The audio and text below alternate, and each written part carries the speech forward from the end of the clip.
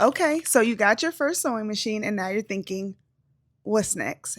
Don't worry, I got you. I'm going to walk y'all through all the tools that I think that you need to add to your toolbox before you get started. First up, we have our cutting utensil, okay? Whether you're going to go with fabric shears or a rotary cutter or both is up to you. If you do rotary cutter, you will need a self-healing mat to cut on. And then for shears, you want to make sure you get fabric shears, okay? Heavy duty, not scissors, but fabric shears. This is a bonus. These are pinking shears. They have like a scalloped edge.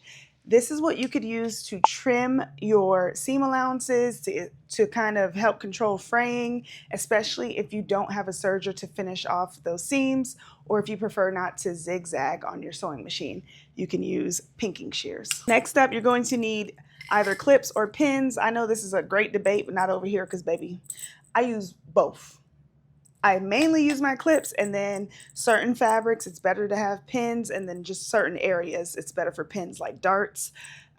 These are what you would use to hold your fabric together as you're going to sew. So when you have multiple layers, you can either clip them together or pin them together. Next up, we have some marking tools, okay? Whether you like pencil, marker, you're going to need to transfer those markings onto your fabric for certain things like pocket placement or your darts. Then we have my arch nemesis, the seam ripper, okay? When you make a mistake, you're gonna need to be able to take apart the fabric, seam ripper, okay? Your machine should come with bobbins, but you will need bobbins because every time you go to sew, you need coordinating thread on your bobbin in the machine, okay? You can obviously reuse the few that your machine come with and then eventually buy more. Then we have thread, which coordinating thread for whatever you're making. Next up, I have a ruler.